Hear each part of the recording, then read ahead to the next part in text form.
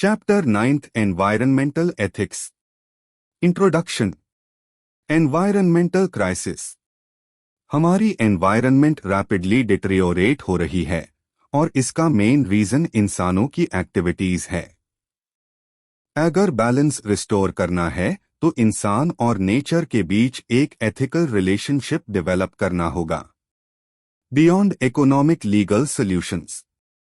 सिर्फ इकोनॉमिक और legal solutions से पोल्यूशन और इकोलॉजिकल इम्बैलेंस का सॉल्यूशन पॉसिबल नहीं है। इंसान को अपनी एथिकल रिस्पॉन्सिबिलिटी समझनी होगी ताकि एनवायरनमेंट का प्रोटेक्शन हो सके।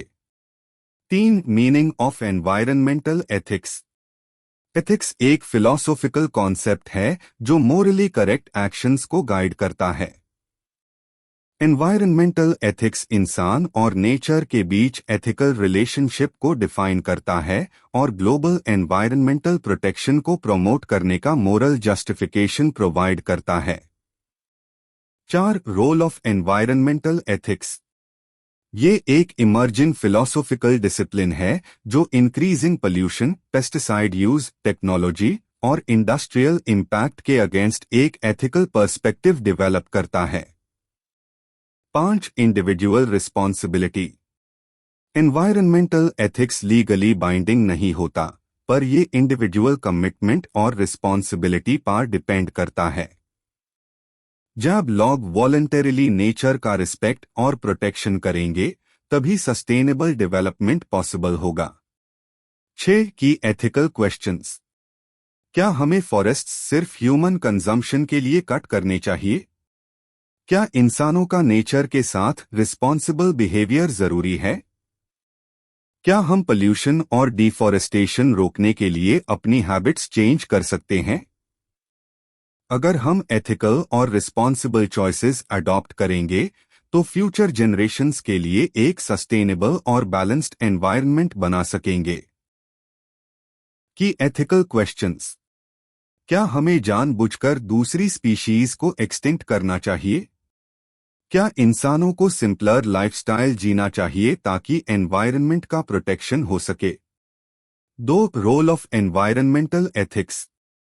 एनवायरनमेंटल एथिक्स एक यूनिवर्सल एनवायरनमेंटल कोड नहीं है, बल्कि ये बताता है कि हमें अपने एनवायरनमेंट के साथ कैसे बिहेव करना चाहिए, नेचुरल रिसोर्सेस कैसे उसे करने चाहिए और दूसरी स्पीशीज को कैसे ट्रीट करना चाहिए। 3 कॉन्ट्रीब्यूशन ऑफ अर्नेनेस। नॉर्वेजियन फिलोसफर अर्नेनेस ने the shallow and the deep long range ecology movement 1973 paper publish किया जिसमें एनवायरनमेंटल प्रॉब्लम्स टर्म डिफाइन किया गया। उन्होंने एकोसोफी का कॉन्सेप्ट दिया जो इकोलॉजिकल हार्मनी और बैलेंस को प्रमोट करता है।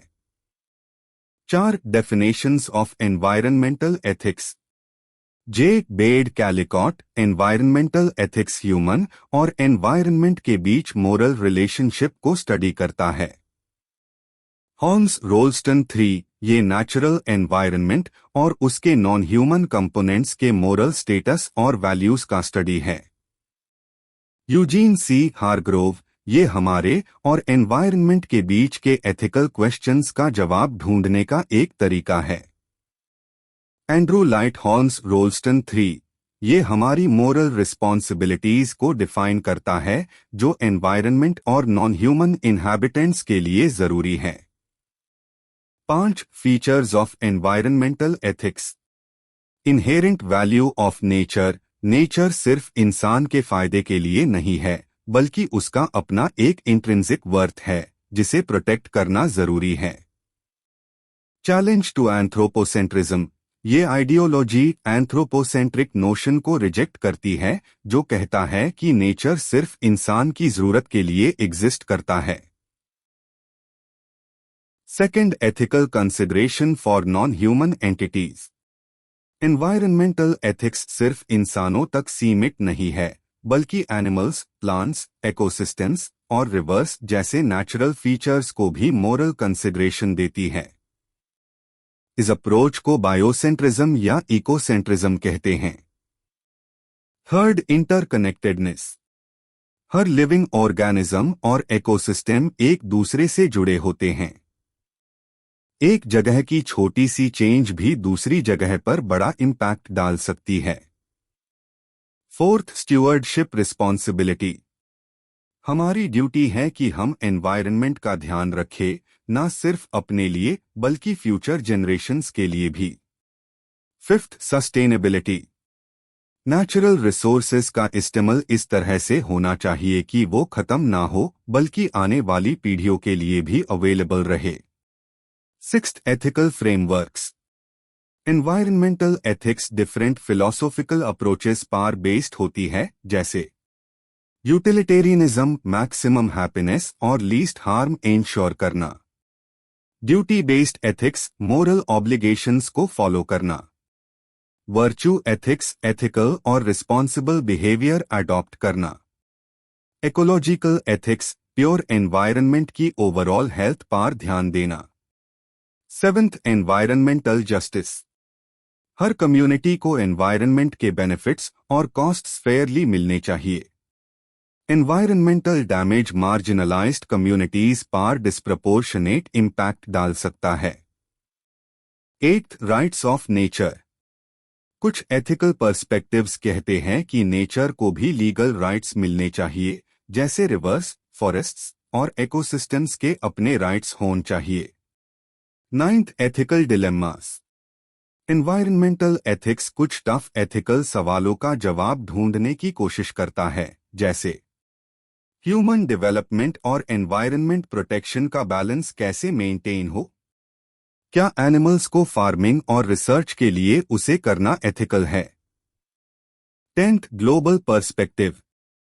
एनवायरनमेंटल प्रॉब्लम्स सिर्फ एक कंट्री तक सीमित नहीं होते, बल्कि ये ग्लोबल इश्यूज हैं। इंटरनेशनल कोऑपरेशन और एथिकल कंसिडरेशन जरूरी है। 11th, cultural indigenous perspectives.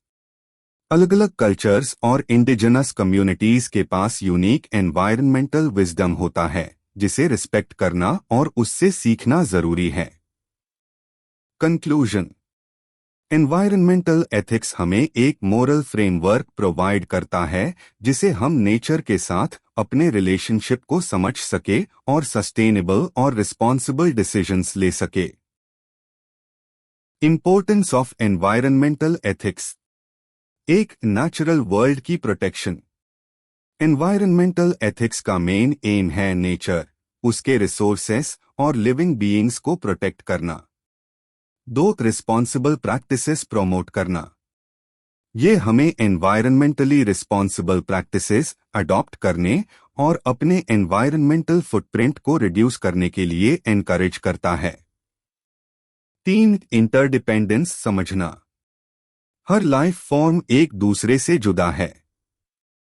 Environmental ethics हमें ये सिखाता है कि हम नेचर का हिस्सा है और हमें उसका रिस्पेक्ट करना चाहिए। 4, नेचर की ट्रू वैल्यू को समझना। सिर्फ इसका एक्सटर्नल वैल्यू नहीं, बल्कि नेचर का इंट्रिंसिक वैल्यू भी समझना जरूरी है। 5, लॉन्ग टर्म सोच डेवलप करना। सिर्फ आज के नहीं, बल्कि फ्यूचर के इम्पैक्ट्स भी देखने चाहिए। ये हमें सस्टेनेबल और थॉटफुल डिसीजंस लेने में मदद करता है। 6, इंडिविजुअल रिस्पॉन्सिबिलिटी।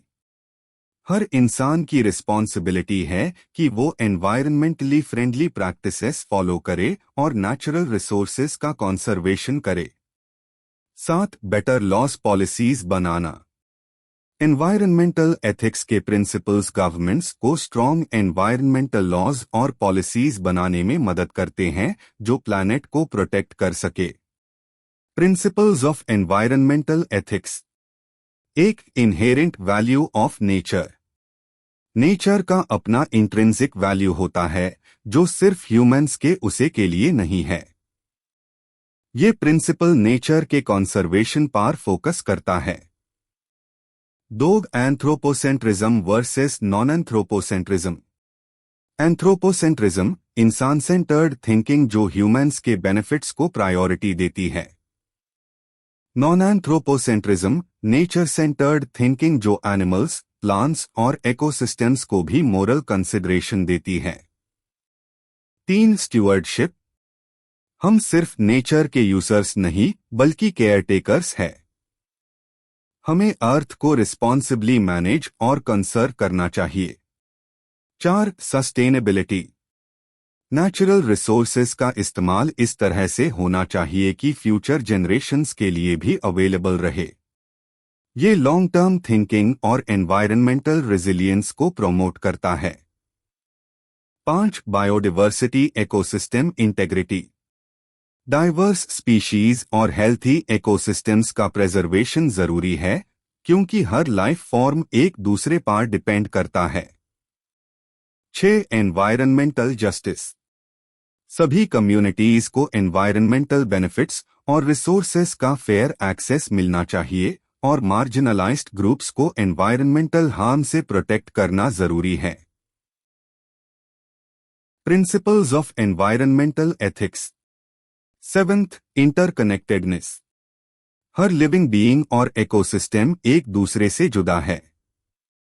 एक जगह का एक्शन दूसरी जगह पर भी इम्पैक्ट डाल सकता है, इसलिए हॉलिस्टिक थिंकिंग जरूरी है। 8th precautionary principal. अगर किसी एक्शन का एनवायरनमेंटल इम्पैक्ट अनसर्टेन है तो प्रिकॉशन लेना बेटर है। ये प्रिंसिपल एनवायरनमेंटल रिस्क्स को कम करने के लिए प्रिवेंशंस लेने पर फोकस करता है। 9th conservation and restoration. Natural habitats को कंसर्व करना और डैमेज्ड इकोसिस्टम्स को रिस्टोर करना जरूरी है। ह्यूमन एक्टिविटीज ने एनवायरनमेंट को डिग्रेड किया है, इसलिए रेस्टोरेशन एफर्ट्स काफी इंपॉर्टेंट है। 10th global responsibility. Environmental issues सिर्फ एक कंट्री का नहीं, पूरी दुनिया का कंसर्न है। इंटरनेशनल कोऑपरेशन और शेयर्ड रिस्पॉन्सिबिलिटी से ही ग्लोबल प्रॉब्लम्स जैसे क्लाइमेट चेंज सॉल्व हो सकते हैं। 11th respect for indigenous knowledge. Indigenous cultures के पास नेचर और एनवायरनमेंट का ट्रेडिशनल विजडम होता है। उनकी नॉलेज को रिस्पेक्ट करना और उससे सीखना जरूरी है। 12th ethical decision making. हर एनवायरनमेंटल एक्शन का मोरल इम्पैक्ट होता है, इसलिए एथिकल डिसीजन मेकिंग काफी इंपॉर्टेंट है। ये रिफ्लेक्शन, डेलिबरेशन और एनवायरनमेंटल वैल्यूज को कंसिडर करने पर फोकस करता है। ये प्रिंसिपल्स एनवायरनमेंटल कंजर्वेशन और सस्टेनेबल डेवलपमेंट के लिए एक स्ट्रॉन्ग फाउंडेशन प्रोवाइड करते हैं जो इंडिविजुअल्स, कम्युनिटीज और पॉलिसी मेकर्स के डिसीजंस को गाइड कर सकते हैं। Approaches of environmental ethics. 20th century के सेकेंड हाफ में एनवायरनमेंटल एथिक्स के मॉडर्न फिलॉसफीज डेवलप हुई है। पॉपुलेशन एक्सप्लोजन, रिसोर्स क्राइसिस और एनवायरनमेंटल डिग्रेडेशन की वजह से एनवायरनमेंटल इश्यूज पे फोकस बढ़ा। लेकिन सोसाइटी, नेशंस और रीजन्स के डिस्पैरिटीज, डेली लाइफ के रिसोर्सेज का एक्सेस और फंडामेंटल राइट्स जैसे चैलेंजेस की वजह से एनवायरनमेंटल एथिक्स को डिफाइन करना मुश्किल हो गया। इस वजह से एनवायरनमेंटल एथिक्स के डिफरेंट व्यूज और अप्रोचेस डेवलप हुए। मेनली 3 अप्रोचेस है। फर्स्ट, लिबर्टेरियन व्यू नेचर को इंडिविजुअल राइट्स और फ्रीडम के पर्सपेक्टिव से देखता है। सेकंड, इकोलॉजिकल व्यू नेचर और इकोसिस्टम्स का हॉलिस्टिक बैलेंस मेंटेन करना जरूरी मानता है।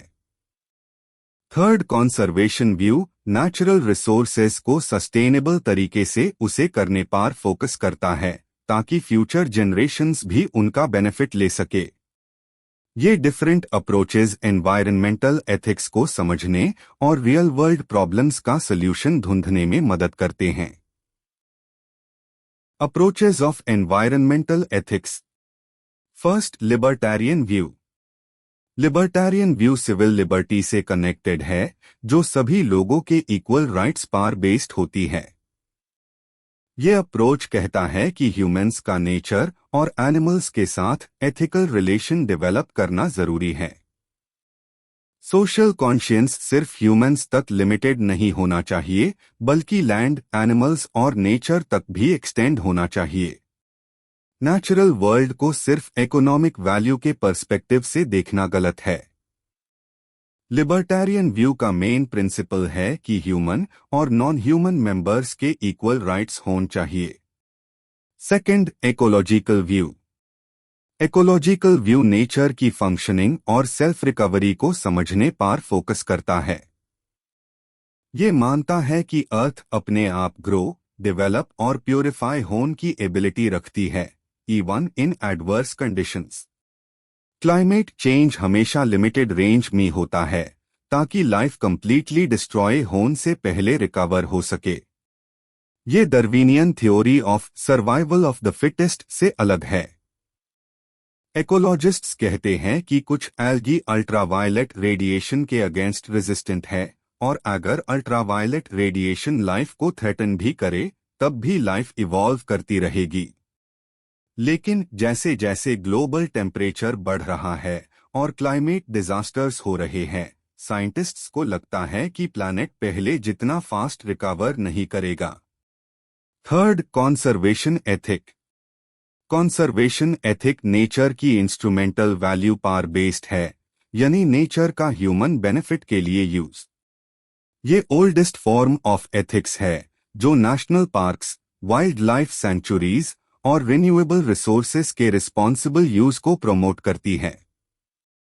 इसका मेन कंसर्न ह्यूमैनिटी और फ्यूचर जनरेशंस की वेलबीइंग है।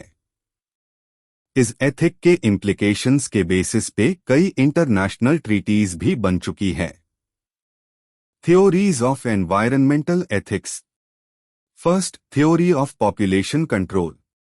रॉबर्ट मल्थुस की पॉपुलेशन कंट्रोल थ्योरी एनवायरनमेंट और ह्यूमन पॉपुलेशन के बीच के रिलेशन को एक्सप्लेन करती है।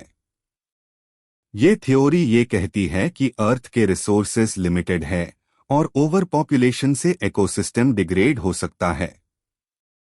ये कैरिंग कैपेसिटी कॉन्सेप्ट को इंट्रोड्यूस करती है, जो ये बताता है कि कितनी पॉपुलेशन एनवायरनमेंट सस्टेन कर सकता है। ओवर पॉपुलेशन से हैबिटेट डिस्ट्रक्शन, रिसोर्स शॉर्टेजेस और एनवायरनमेंटल डिग्रेडेशन होता है। पॉपुलेशन ग्रोथ का रिस्पॉन्सिबिलिटी और फेयरनेस के साथ मैनेजमेंट करना एक बेटर फ्यूचर क्रिएट करने का हिस्सा होना चाहिए।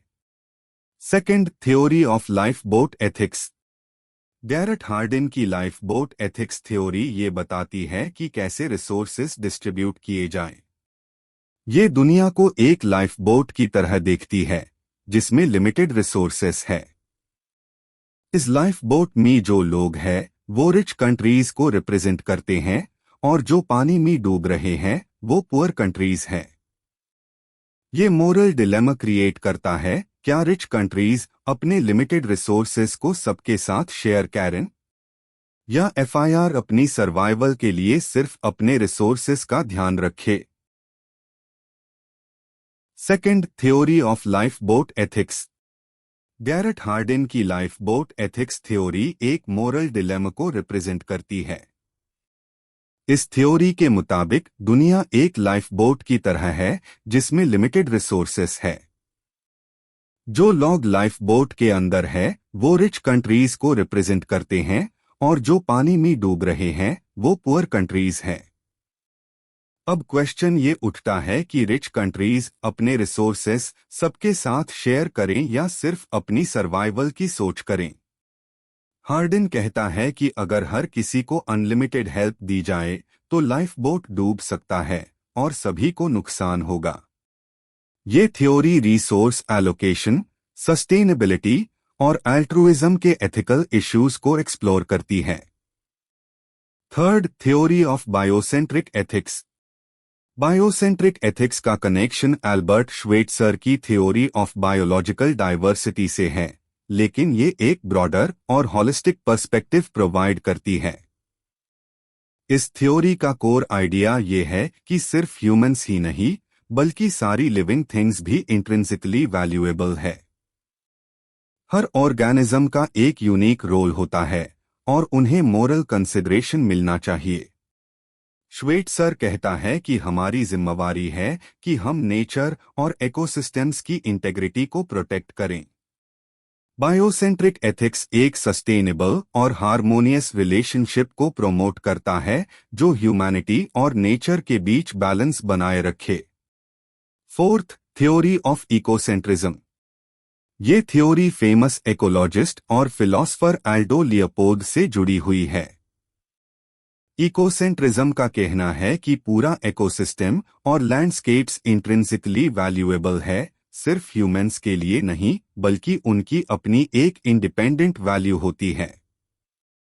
एंथ्रोपोसेंट्रिज्म सिर्फ ह्यूमंस को मोरल इंपॉर्टेंस देता है, लेकिन इकोसेंट्रिज्म कहता है कि नेचर को अपनी जगह रिस्पेक्ट और प्रोटेक्शन मिलनी चाहिए।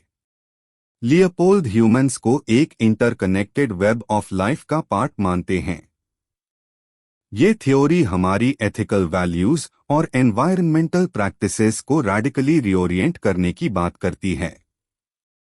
Fifth, theory of deep ecology. Deep ecology theory Norwegian philosopher Arne Naess ने दी थी, जिसे जॉर्ज सेशंस और दूसरे थिंकर्स ने और डेवलप किया। इस थ्योरी का मुख्य विचार ये है कि हर एक लिविंग बीइंग और इकोसिस्टम का अपना एक इंट्रिंसिक वैल्यू है जो सिर्फ ह्यूमंस के बेनिफिट के लिए नहीं बल्कि उनकी खुद की वर्थ के लिए भी माना जाना चाहिए। डीप इकोलॉजी कहती है कि हमारी करंट थिंकिंग एंथ्रोपोसेंट्रिक है, जो ह्यूमंस को नेचर से ऊपर रखती है। लेकिन ये वर्ल्ड व्यू एनवायरनमेंटल क्राइसिस का रूट कॉज है। ये थ्योरी एक इकोसेंट्रिक पर्सपेक्टिव को प्रमोट करती है, जिसमें हम अपनी जगह नेचर के एक हिस्सा के रूप में समझें और हर लिविंग बीइंग की रिस्पेक्ट करें। डीप इकोलॉजी हमारे वैल्यूज, लाइफस्टाइल और सोसाइटल स्ट्रक्चर्स को रीथिंक करने के लिए पुश करती है, ताकि एक सस्टेनेबल और ecologically responsible way of living adopt किया जा सके। Deep ecology and human connection with nature.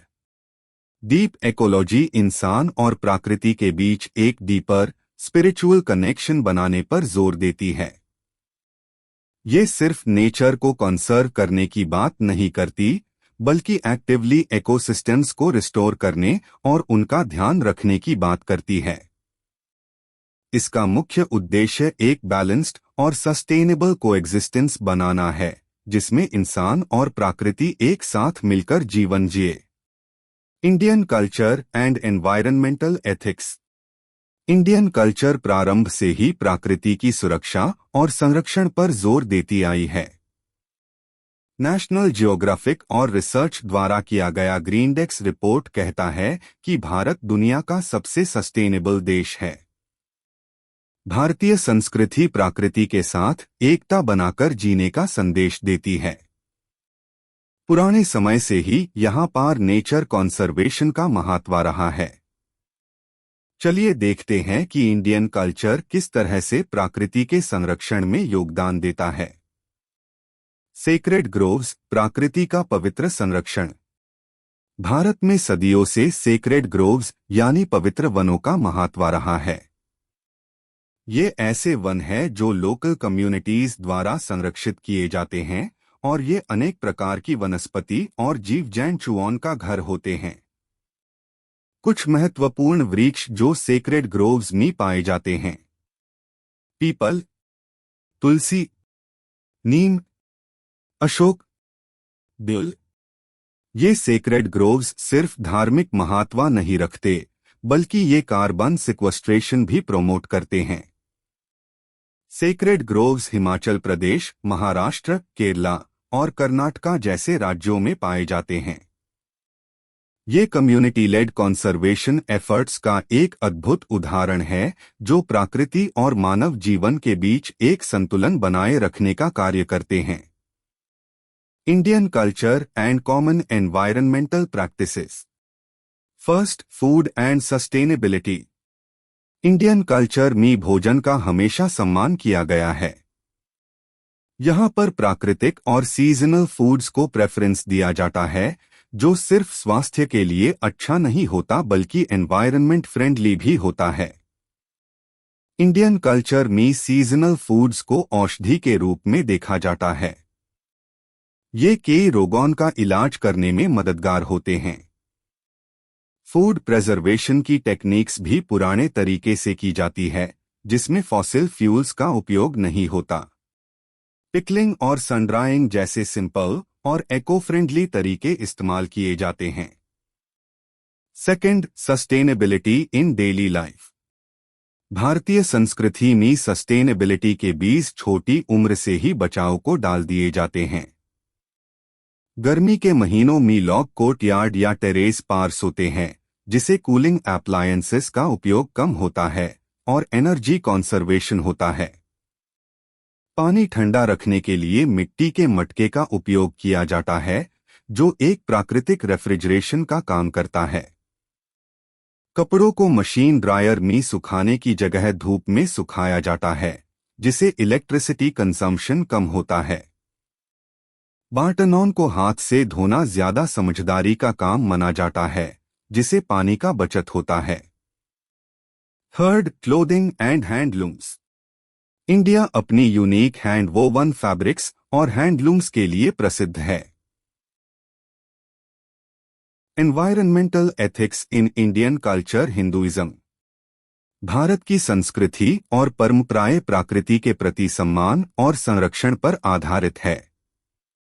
प्रकृति हमेशा से भारतीय जीवन शैली का एक महत्वपूर्ण हिस्सा रही है। Hand woven fabrics recycling practices. Bharat में हाथों से बुनाई का इतिहास समृद्ध है, जो प्रकृति अनुकूल भी है। बनारसी, कांजीवरम, पश्मीना, जरदोजी, कलमकारी, सुजानी, फुलकारी जैसे फैब्रिक्स प्राकृतिक रेशम और सूत से बने होते हैं। महिलाएं बच्चों के लिए खुद कपड़े बुनाती है, जो पारंपरिक कला का हिस्सा है। Recycling practices. कपड़ों का पुनरुपयोग।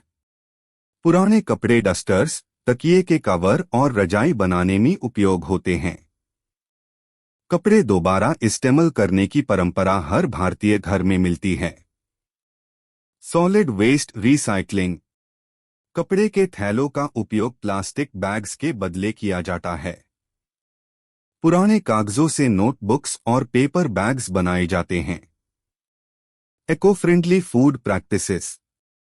सीजनल और लोकल फूड को प्राथमिकता दी जाती है। सूर्य में सुखाने की विधि आचार, पापड़, ऊर्जा बचाने का तरीका है। मटका में पानी ठंडा रखना फ्रिज का प्राकृतिक विकल्प है। एनवायरनमेंट। हिंदुइज्म। हिंदू धर्म प्रकृति को ईश्वर का रूप मानता है और प्रकृति संरक्षण को धार्मिक कर्तव्य बताता है। पांचा महाभूतास, प्रकृति के 5 तत्व। पृथ्वी अर्थ। धरती माँ की पूजा प्राचीन काल से होती आई है। चिपको आंदोलन प्रकृति संरक्षण का एक उदाहरण है। जल वाटर। नदियों को मां का दर्जा दिया गया है, गंगा, यमुना। तालाबों, बावड़ियों का निर्माण पानी संरक्षण का तरीका था। वायु एयर। वायु देवता की पूजा वायु शुद्धि का महत्व दर्शाती है। वृक्षारोपण एक धार्मिक और सामाजिक कर्तव्य है। अग्नि फायर। अग्नि हवन वायु शुद्धि में मदद करता है। सूर्य नमस्कार प्रकृति से जुड़ होने का एक रूप है। आकाश स्काई। आकाश अनंत शक्ति का प्रतीक है। ध्यान और योग प्रकृति से जुड़ होने के तरीके हैं। एनवायरमेंटल प्रोटेक्शन इन हिंदू स्क्रिप्चर्स। ऋग्वेदा। माता भूमे पुत्रो अहम पृथिव्याः। धरती माँ है, हम उसके संतान हैं। महाभारता। प्रकृति और ईश्वर का समन्वय दर्शाया गया है। भागवत गीता। जो प्रकृति का सम्मान नहीं करते, वे धर्म से भ्रष्ट होते हैं। सेक्रेड ग्रोव्स, पेड़ों और वनस्पतियों का धार्मिक महत्व। पीपल और बरगद की पूजा। पेड़ ऑक्सीजन देते हैं और वायु शुद्धि करते हैं। तुलसी की पूजा। तुलसी के दवाइयाँ गुण और धार्मिक महत्व है। नवग्रह वाटिका। मंदिरों में प्राकृतिक संरक्षण का संदेश दिया जाता है। कंक्लूजन। भारतीय संस्कृति प्रकृति के प्रति सम्मान और संरक्षण का संदेश देती है। वेदों, उपनिषदों और भागवत गीता में इसका स्पष्ट उल्लेख है। हमें प्रकृति की सुरक्षा के लिए योगदान देना चाहिए ताकि आने वाली पीढ़ियां भी स्वच्छ और सुरक्षित पर्यावरण में जी सके। एनवायरमेंटल प्रोटेक्शन इन पुराणास। वेदास कहते हैं कि यज्ञ के माध्यम से पर्यावरण को शुद्ध किया जा सकता है। यज्ञ इंसान और प्राकृतिक शक्तियों के बीच का एक संबंध है जो प्रकृति का संतुलन बनाए रखने के लिए आवश्यक है। पुराणों में वृक्षों और पर्यावरण का महत्व। नरसिंह पुराण। वृक्षों को ईश्वर का रूप माना गया है। वराह पुराण। नियमित वृक्षारोपण स्वर्ग प्राप्त करने का एक मार्ग है। मत्स्य पुराण। एक पेड़ लगाना 10 पुट्रॉन के समान है। विष्णु पुराण। जो व्यक्ति निर्वाचन जीवों और पशुओं को नुकसान नहीं पहुंचता, ईश्वर उससे प्रसन्न होते हैं। पद्म पुराण। कामा पुराण। पीपल, दूल, नीम जैसे पेड़ भगवान का आवास है, इन्हें नहीं काटना चाहिए। दुर्गा सप्तशती। जब तक पर्वत, वन और वृक्ष धरती पर है, मानव जाति जीवित रहेगी। चरक संहिता। वनस्पतियों का विनाश सुखद के कारण बनता है। मनुस्मृति। जीव जंतुओं पर अत्याचार और हिंसक प्रवृत्ति निंदा योग्य है। Environmental protection in Bhagavad Gita. Bhagavad Gita प्रकृति को 2 भागों में बांटती है, पारा और अपरा। पारा चेतन तत्व है, आत्मा और चेतना का भाग। अपरा भौतिक संसाधन है जो दिखाई देता है, जैसे धरती, पानी, वायु, आकाश, अग्नि। गीता कहती है कि प्रकृति और संसार एक हाई ऊर्जा का रूप है। इंसान बिना प्रकृति के निर्जीव माना जाता है। जो प्रकृति का सम्मान नहीं करता, वो अपनी आत्मा का भी अपमान करता है। Environment Buddhism. बौद्ध धर्म प्रेम, करुणा और अहिंसा पर आधारित है। बुद्धिज्म के 2 मूल सिद्धांत। सिंप्लिसिटी, सरलता। प्राकृतिक संसाधनों का अधिक शोषण नहीं करना चाहिए। अहिंसा, नॉन वायलेंस। जीव हत्या से दूर रहना चाहिए। जीव जंतुओं से प्रेम करना, उनका सम्मान करना आवश्यक है। बुद्धिज्म और पर्यावरण संरक्षण। कर्मा और कॉज इफेक्ट के सिद्धांत कहते हैं कि प्रकृति का अहित करने पर परिणाम भयंकर हो सकते हैं। नदी, वन और पर्वत आनंद के स्रोत है। बुद्धा सूर्य, चंद्रमा और ग्रहों का सम्मान करते थे। सुत्ता निप्ता कहता है कि नदी, तालाब और कुएं प्रदूषित नहीं करने चाहिए। Environment Jainism. जैन धर्म प्रकृति के प्रति अहिंसा और उत्तरदायित्व का संदेश देता है।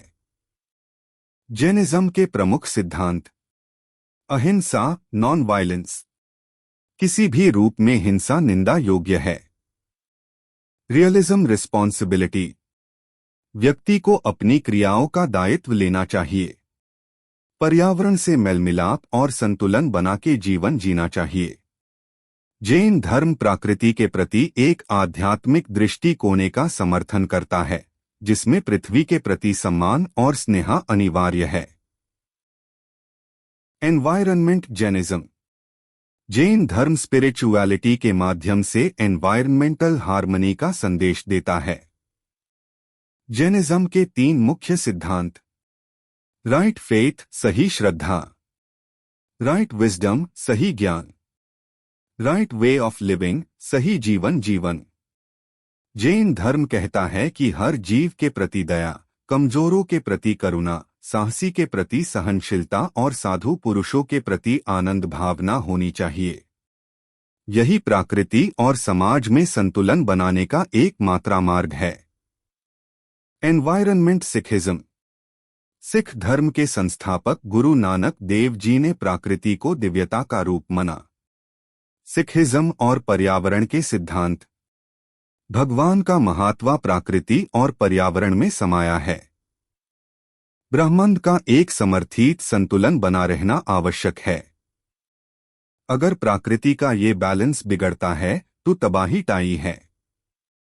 गुरु ग्रंथ साहिब कहता है कि प्रकृति और मनुष्य एक दूसरे से जुदा है और इस संबंध को तोड़ना पाप है। इसलिए प्रकृति का सम्मान और रक्षा हर इंसान का कर्तव्य है। एनवायरनमेंट इस्लाम। इस्लाम एकता, संतुलन और प्रकृति के नियम का समर्थन करता है। कुरान में प्रकृति के महत्व पर जोर दिया गया है। रसूल हजरत मोहम्मद पीबीयूएच ने प्रकृति की सुरक्षा का संदेश दिया। इस्लाम और पर्यावरण के सिद्धांत। हर वास्तु पानी से बनी है, पर्यावरण की रक्षा हर इंसान का कर्तव्य है। अल्लाह धरती का मलिक है, इंसान सिर्फ ट्रस्टी है। जो प्रकृति को खराब करेगा वो फसाद करेगा, कुरान में आईसी अपराध बताया गया है। Islamic quotes on nature. Holy prophet Muhammad PBUH ने कहा, जो व्यक्ति एक पेड़ लगाता है या खेती करता है और कोई प्राणी उससे खाता है तो ये एक पुण्य का काम है। इस्लाम कहता है कि प्रकृति सिर्फ एक पीढ़ी का अधिकार नहीं है बल्कि हर युग का उपहार है। इसलिए प्रकृति की सुरक्षा एक आखिरी दायित्व है जो हर इंसान को निभाना चाहिए। कंक्लूजन। हर धर्म प्रकृति के प्रति सम्मान और सुरक्षा का संदेश देता है। चाहे हिंदुइज्म हो, बुद्धिज्म, जैनिज्म, सिखिज्म या इस्लाम, सभी धर्मों ने प्रकृति की रक्षा को एक आध्यात्मिक और नैतिक कर्तव्य बताया है। जीव दया, वृक्षारोपण और प्रकृति का सम्मान, यही एक बेहतर भविष्य का मार्ग है। Environment Christianity. क्रिश्चियनिटी कहता है कि इंसान, प्रकृति और भगवान के बीच एक तीन तरफा संबंध है। अगर इस संतुलन को बिगाड़ा गया तो ये हमें न सिर्फ प्रकृति से बल्कि भगवान से भी दूर कर सकता है। बाइबल कहता है कि भगवान अल्फा और ओमेगा है, यानी सृष्टि का आरंभ और अंत दोनों वही है। इसका मतलब है कि हर वास्तु जो इस संसार में है वो भगवान का हिस्सा है और आईसी विनाश करने का अधिकार किसी को नहीं है। पोप जॉन पॉल VI ने 1972 में कहा था कि प्रकृति सिर्फ एक संप्रदाय या देश का अधिकार नहीं है बल्कि पूरे मानवता का हिस्सा है। इसलिए सस्टेनेबल डेवलपमेंट क्रिश्चियनिटी का एक महत्वपूर्ण सिद्धांत है। Environment Indian culture. भारतीय संस्कृति प्रकृति को मां का रूप देती है। यहां पृथ्वी को मां और नदियों को लोकमाता कहा जाता है। इसलिए प्रकृति की रक्षा एक धार्मिक और सामाजिक कर्तव्य माना गया है। भारत में सभी धर्मों ने प्रकृति और मानवता के बीच एक संबंध बनाए रखा है। यही कारण है कि एनवायरनमेंटलिज्म हमारी संस्कृति का एक अहम हिस्सा है। Role of Indian culture religions in environmental conservation. भारतीय धर्मों और संस्कृति ने सदियों से सस्टेनेबल लिविंग और एनवायरनमेंटल कंजर्वेशन का संदेश दिया है। एनवायरनमेंटल कंजर्वेशन के तरीके। नेचर का सम्मान। हिंदुइज्म, बुद्धिज्म, जैनिज्म, सिखिज्म प्रकृति और सभी जीवों को पवित्र मानते हैं। हर जीवन एक दूसरे से जुड़ा है, यही सभी धर्मों का संदेश है। अहिंसा, नॉन वायलेंस। जीव हिंसा को हर धर्म ने निंदा किया है। जीवदया और प्रकृति की सुरक्षा एक आध्यात्मिक कर्तव्य है। Sacred reverse, natural sites. Bharat की नदियां जैसे गंगा, यमुना देवी रूप माना जाता है। तीर्थ यात्रा और पूजा प्रकृति के प्रति सम्मान का एक रूप है। Role of Indian culture religions in environmental conservation. भारतीय धर्मों और संस्कृति हमेशा से प्रकृति के सुरक्षा और संतुलन पर जोर देती आई है। ये सिद्धांत आज भी एनवायरनमेंटल कंजर्वेशन के लिए एक मजबूत आधार है। एनवायरनमेंटल कंजर्वेशन के तरीके। याजना और रिचुअल्स। हिंदू धर्म में याजना और हवन प्रकृति के टैटवॉन को समर्पित होते हैं। ये प्रक्रिया प्रकृति और मानवता के संतुलन पर जोर देती है। बायोडायवर्सिटी की रक्षा। जैन धर्म में जीव हिंसा वर्जित है। जैन सदियों से वनस्पति और जीवों की सुरक्षा में योगदान देते आए हैं। Sustainable agriculture. परंपरागत खेती जैसे कि ऑर्गेनिक फार्मिंग और क्रॉप रोटेशन मिट्टी की सेहत और प्रकृति का ध्यान रखती है। Forest conservation. भारतीय संस्कृति में वैन फॉरेस्ट्स पवित्र माने जाते हैं। बिश्नोई समुदाय आज भी पेड़ और वन्यजीव की रक्षा करता है। रिसाइक्लिंग और रीयूज। पुराने कपड़े हाउस होल्ड आइटम्स का पुनः उपयोग भारतीय संस्कृति का हिस्सा रहा है। इससे प्राकृतिक संसाधनों की बचत होती है। Eco friendly festivals. दिवाली जैसे त्योहार कई जगहों पर दिया जलकर मनाए जाते हैं। ये पटाखे फोड़ने की तुलना में कम प्रदूषण का कारण बनता है। Community based conservation. भारतीय संस्कृति में सामूहिक रूप से प्रकृति की रक्षा और जल, वन और चरगा की देखभाल होती है। Spiritual ecology. आध्यात्मिक और एनवायरनमेंटल सिद्धांतों को मिलाकर एक नया आंदोलन शुरू हो रहा है। Cultural practices. कला, संगीत, नृत्य और साहित्य प्रकृति के प्रति सम्मान दिखाते हैं। ये सब प्रकृति की रक्षा के महत्व का स्मरण कराते हैं। Religious leaders advocacy. कई धार्मिक गुरु और संत एनवायरनमेंटल कंजर्वेशन का संदेश देते हैं। उनका प्रभाव समाज पर बड़ा असर डालता है। Green temples eco friendly initiatives. कई मंदिरों और धार्मिक संस्थानों में solar energy, rain water harvesting और वेस्ट मैनेजमेंट को अपनाया गया है। Role of Indian culture religions in environmental degradation. जहां एक तरफ भारतीय संस्कृति प्रकृति की रक्षा करती है, वहीं कई धार्मिक और सामाजिक प्रथाएं प्रदूषण का कारण भी बनती हैं। धार्मिक सामग्री का कचरे में बदलना। पुष्प, फल, अन्न और अन्य सामग्री जो धार्मिक क्रियाओं में चढ़ाई जाती है, अगर ठीक से डिस्पोज ना की जाए तो ये सॉलिड वेस्ट बढ़ाती है। इसलिए आज की समस्याओं के समाधान के लिए इन परंपरागत तरीकों को नए तरीके से इंटीग्रेट करना जरूरी है।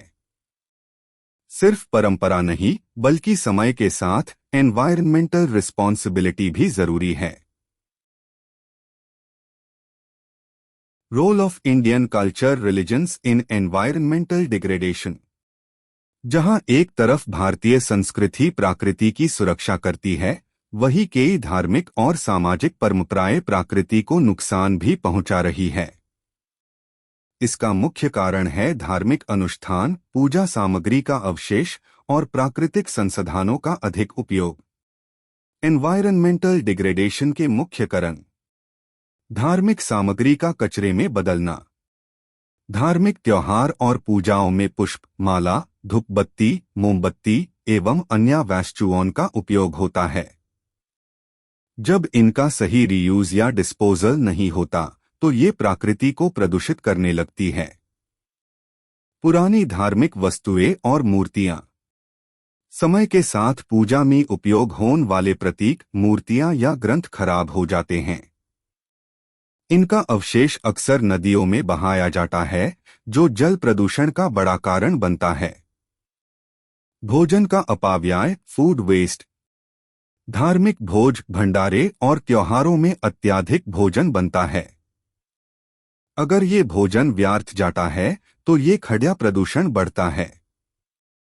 धार्मिक वेशभूषा से टेक्सटाइल वेस्ट। धार्मिक अनुष्ठान के लिए स्पेशल कपड़े पहने जाते हैं। पुराने होने पर ये टेक्सटाइल वेस्ट का एक बड़ा हिस्सा बनते हैं। परेड्स, यात्रा और प्रोसेशंस का प्रदूषण। बड़े धार्मिक जुलूस, यात्रा और सभाएं अक्सर प्लास्टिक, कचरे और शोर प्रदूषण का कारण बनती है। अगर सही वेस्ट मैनेजमेंट ना हो तो इनका असर एनवायरनमेंट पर बहुत बुरा पड़ता है। फॉरेस्ट फायर्स और एयर पोल्यूशन। जंगल की आग का मुख्य कारण मानव की लापरवाही है। धार्मिक महत्व के स्थल जैसे केदारनाथ, हरिद्वार, वाराणसी में गाड़ियों की संख्या बढ़ने से हवा प्रदूषण भी बढ़ रहा है। पर्यटन और तीर्थयात्र के बीच का अंतर। तीर्थयात्र अब टूरिज्म बन गई है, जिसमें अधिक लोग आते हैं और अधिक प्रदूषण होता है। ये पवित्र स्थलों पर प्रकृति को बहुत बड़ा नुकसान पहुंचता है। नदियों का प्रदूषण। गंगा, यमुना, ब्रह्मपुत्र जैसे पवित्र नदियां आज प्लास्टिक, केमिकल और सीवेज से प्रदूषित हो रही है। नागरिकों का विस्तृत होना, औद्योगिक कचरा और कृषि में उपयोग होने वाले रसायन इनका मुख्य कारण है। मिट्टी की गिरती गुणवत्ता। अथर्ववेदा के अनुसार माता भूमे पुत्रोहम पृथिव्याः, पृथ्वी हमारी माता है। लेकिन मानव की लालच की वजह से मिट्टी में विषाक्त पदार्थ मिल रहे हैं, जो भोजन श्रृंखला फूड चेन को भी प्रभावित कर रहे हैं। समाधान सॉल्यूशंस। धार्मिक सामग्री का पुनः उपयोग और वेस्ट का बायोडिग्रेडेबल बनाना। प्लास्टिक का उपयोग कम करना और इको फ्रेंडली पर्यटन को बढ़ावा देना। नदियों की सफाई और सस्टेनेबल फार्मिंग को अपनाना। पर्यावरण और धर्म के बीच समानता बनाए रखना। पर्यावरण की रक्षा और धार्मिक प्रथाओं का प्रभाव। जहां एक तरफ हमारी धार्मिक और सांस्कृतिक परंपराएं प्रकृति को सुरक्षित रखने का संदेश देती है, वहीं कई रीति रिवाज अनजाने में पर्यावरण को नुकसान भी पहुंचते हैं। प्रदूषण के मुख्य कारण। ध्वनि प्रदूषण, नॉइस पोल्यूशन और धार्मिक त्योहार। दीपावली, कन्वर मेला, महाशिवरात्रि, गणेश चतुर्थी जैसे त्योहारों में शोर शराबा अधिक होता है। पटाखे, ढोल नगाड़े और लाउडस्पीकर का अनावश्यक उपयोग शांति भंग करता है। पंछियों की संख्या कम हो रही है और जंगली जानवर अपनी प्राकृतिक आदतें बदलने लगे हैं। जीव विविधता और औषधीय पौधे, बायोडाइवर्सिटी, मेडिसिनल प्लांट्स। आयुर्वेदा और यूनानी जैसे प्राचीन चिकित्सा पद्धतियों में औषधीय पौधों का महत्व है। लेकिन आज व्यापारिक लालच की वजह से कई महत्वपूर्ण पौधे विलुप्त हो गए हैं। महात्मा गांधी ने भी कहा था, प्रकृति हर व्यक्ति की जरूरत पूरी कर सकती है, पर हर व्यक्ति की लालच नहीं। धार्मिक समुदायों का बदलता दृष्टि। आज कई धार्मिक समुदाय अपने कचरा प्रबंधन पर ध्यान दे रहे हैं। इको फ्रेंडली वेस्ट का उपयोग बढ़ रहा है और सफाई अभियान भी चलाए जा रहे हैं। धार्मिक परंपराएं और प्रकृति के बीच समानता बनाने का प्रयास हो रहा है। पर्यावरण नैतिकता के लिए सुझावित उपाय, एनवायरमेंटल एथिक्स। शिक्षा और जागरूकता, एजुकेशन अवेयरनेस। स्कूल करिकुलम में एनवायरमेंटल एथिक्स शामिल करना। जनता में जागरूकता बढ़ाने के लिए कैंपेन्स, वर्कशॉप्स और कम्युनिटी प्रोग्राम्स चलना। जीवन भर पर्यावरण के महत्व के बारे में सीखने का उत्साह बढ़वा देना। नैतिक निर्णय, एथिकल डिसीजन मेकिंग। ऐसे निर्णय लेना जो पर्यावरण पर प्रभावित न करें। व्यक्ति और संस्थाएं अपने फैसलों का नैतिक विश्लेषण करें। कानून और नीतियां, लेजिस्लेशन पॉलिसी। ऐसे पर्यावरण संरक्षण संबंधी कानून बनाए जो नैतिक सिद्धांतों पर आधारित हो। उनका सख्ताई से अमल कराया जाए। 3. Legislation policy. ऐसे कानून बनाने की जरूरत है जो पर्यावरण सुरक्षा के नैतिक सिद्धांतों पर आधारित हो। जो भी नया नियम या पॉलिसी आए, उसका सख्ती से पालन हो। अंतर्राष्ट्रीय समझौतों का समर्थन किया जाए, जैसे कि क्लाइमेट चेंज और बायोडाइवर्सिटी कंजर्वेशन के लिए नए एग्रीमेंट्स। 4. Ethical consumption. हर व्यक्ति को ऐसे वस्तु और सेवाएं चुननी चाहिए जो प्रकृति पर कम से कम प्रभाव डाले। व्यापारिक क्षेत्रों जैसे खेती, वानिकी, फॉरेस्ट्री और मत्स्यिकी, फिशरीज में सस्टेनेबल प्रैक्टिसेस को बढ़ावा दिया जाए। 5. Conservation restoration. विलुप्त होने वाली प्रजातियों और उनके आश्रय स्थानों को सुरक्षित करना होगा। वनारोपण, रिफॉरेस्टेशन, प्राकृतिक आश्रय स्थानों का पुनर्निर्माण, हैबिटेट रेस्टोरेशन और पूरे इकोसिस्टम की सुरक्षा करना जरूरी है। 6. Sustainable resource use. वानिकी, मत्स्यिकी और खेती में सस्टेनेबल रिसोर्स मैनेजमेंट को अपनाया जाए। सर्कुलर इकोनॉमी का समर्थन हो जिसमें हर वस्तु को फिर से उपयोग करने या रिसाइकल करने की प्रथा हो। बिना जरूरत के कचरा पैदा करने की आदत को रोका जाए। 7. Environmental justice. पर्यावरण के लाभ और बोझ बर्डन का समानुपातिक वितरण हो। वंचित समुदायों और उन पर होने वाले पर्यावरण संबंधी असर को दूर करना। जो लोग प्रकृति की सुरक्षा के लिए काम कर रहे हैं उनका समर्थन किया जाए। 8. Interfaith dialogue. अलग अलग धर्मों के बीच पर्यावरण संरक्षण पर चर्चा की जाए। धार्मिक नेताओं को इसमें शामिल किया जाए ताकि वे अपने शिक्षा और उपदेशन में प्रकृति के प्रति जागरूकता फैला सके। हर धार्मिक समुदाय अपनी परंपराओं में पर्यावरण संरक्षण को शामिल करे। 9. Ethical business practices. व्यापारिक संस्थाएं ऐसे नीति अपनाएं जो प्रकृति के प्रति जिम्मेदारी दर्शाएं। ऐसे उद्योगों को समर्थन मिले जो पर्यावरण सुरक्षा और पारदर्शिता ट्रांसपेरेंसी को महत्वपूर्ण मानते हैं। कॉरपोरेट सोशल रिस्पॉन्सिबिलिटी CSR के माध्यम से पर्यावरण हित में नए प्रोजेक्ट्स चलाए जाएं। 10. Community engagement. लोकल पर्यावरण समस्याओं का हल निकलने के लिए समुदायों को फैसले लेने में शामिल किया जाए। ज़मीन से जुड़ी हुई ग्रासरूट इनिशिएटिव्स को प्रचारित किया जाए। हर नागरिक अपने क्षेत्र में पर्यावरण के प्रति सक्रिय भूमिका निभाए। 11. Scientific research. पर्यावरण संबंधी मसलों पर वैज्ञानिक अनुसंधान रिसर्च को प्रोत्साहित किया जाए। वैज्ञानिक तथ्यों साइंटिफिक फाइंडिंग्स का उपयोग कर एथिकल गाइडलाइंस बनाई जाए जो प्राकृतिक संसाधन का सुधारित उपयोग करें। नए टेक्निक्स और टेक्नोलॉजी का उसे करके पोल्यूशन और प्राकृतिक आपदाओं का समाधान निकलना। 12. Corporate social responsibility CSR। हर कंपनी अपने CSR प्रोग्राम्स में पर्यावरण नैतिकता एनवायरमेंटल एथिक्स को शामिल करे। ऐसे व्यापारिक संस्थाओं का समर्थन किया जाए जो पर्यावरण सुरक्षा को अपनी प्राथमिकता बनते हैं। जितनी भी कॉरपोरेट कंपनीज है उनको पोल्यूशन कम करने और सस्टेनेबल प्रोडक्ट्स बनाने के लिए प्रोत्साहित किया जाए। 13. Ethical leadership. राजनीतिक और सामाजिक नेताओं को पर्यावरण सुरक्षा में नैतिक नेतृत्व दर्शाने के लिए प्रेरित किया जाए। जो भी नेता या लीडर पर्यावरण से जुड़ी फैसले ले रहे हैं उनको जवाबदेह बनाया जाए। हर नागरिक का ये अधिकार है कि वो अपने नेताओं से पर्यावरण सुरक्षा के प्रति उनके योगदान का हिसाब मांगे। 14. Individual actions. हर इंसान को अपने जीवन शैली में ऐसे बदलाव करने चाहिए जो प्रकृति के अनुकूल हो, जैसे कि बिजली का उपयोग कम करना, कचरा घटना और उसका पुनरुपयोग रिसाइकलिंग करना, प्लास्टिक का कम से कम इस्तेमाल करना। ऐसे उत्पाद और सेवाएं चुननी चाहिए जो प्रकृति के अनुकूल हो, जैसे बायोडिग्रेडेबल प्रोडक्ट्स और eco friendly packaging. 15. International cooperation. पर्यावरण से जुड़ी समस्याओं पर विश्वव्यापी सहयोग की जरूरत है।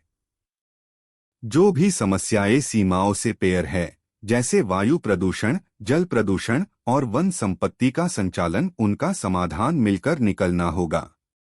अंतर्राष्ट्रीय स्तर पर क्लाइमेट चेंज और बायोडायवर्सिटी कंजर्वेशन के लिए नए इनिशिएटिव्स और समझौते होने चाहिए। 16. Legal protection for environmental activists. जो भी पर्यावरण रक्षक या विसल ब्लोअर्स होते हैं जो प्रदूषण और अन्य असंवेदनशील कार्यों के विरुद्ध आवाज उठाते हैं, उनकी सुरक्षा जरूरी है। ऐसे कानून होने चाहिए जो उनको किसी भी धमकी या असुरक्षित स्थिति से बचाए। जो लोग प्रकृति के लिए लड़ रहे हैं उनका सम्मान और सुरक्षा दोनों होनी चाहिए। अंतिम संदेश। पर्यावरण सुरक्षा सिर्फ एक समस्या नहीं है बल्कि एक अवसर है, एक नए, स्वच्छ और टिकाऊ भविष्य की ओर बढ़ने का। हर व्यक्ति का योगदान महत्वपूर्ण है, चाहे वो एक छोटा कदम ही क्यों ना हो। आज से प्रतिज्ञा करें प्रकृति की रक्षा करने की, सस्टेनेबल जीवन जीने की और एक बेहतर कल बनाने की। Questions answers. एक शॉर्ट आंसर टाइप क्वेश्चंस। पर्यावरण नैतिकता क्या है? पर्यावरण नैतिकता की विशिष्ट विशेषताएं क्या है? पर्यावरण नैतिकता के कितने प्रकार होते हैं? पर्यावरण नैतिकता के उदाहरण क्या है? पर्यावरण नैतिकता का महत्व क्या है? परिसर विज्ञान इकोलॉजी और पर्यावरण नैतिकता में क्या अंतर है? पर्यावरण नैतिकता के मुख्य दृष्टिकोण का नाम लें और उनका वर्णन करें। पर्यावरण नैतिकता की 4 विशेषताओं का संक्षिप्त वर्णन करें। Second long answer type questions. First, environmental ethics का कॉन्सेप्ट क्या है? क्या आप अलग अलग धर्मों में एनवायरमेंटल एथिक्स के एग्जाम्पल्स जानते हैं? सेकंड, एनवायरमेंटल एथिक्स जरूरी क्यों है? थर्ड, भारत में मौजूद अलग अलग धर्मों में एनवायरनमेंट का क्या रोल है? फोर्थ, एनवायरमेंटल एथिक्स को प्रैक्टिस करने और एनवायरनमेंट कंजर्वेशन के लिए आप क्या मेजर्स सजेस्ट करेंगे? फिफ्थ, एनवायरमेंटल कंजर्वेशन और डिग्रेडेशन में अलग अलग धर्मों का क्या रोल है? सिक्स्थ, एनवायरमेंटल एथिक्स के प्रिंसिपल्स और इम्पोर्टेंस क्या है? वीडियो अच्छा लगा हो तो लाइक करें, शेयर करें और चैनल सब्सक्राइब करना ना भूलें। ऐसे वीडियोस बनाने में बहुत मेहनत लगती है, आपका सपोर्ट जरूरी है।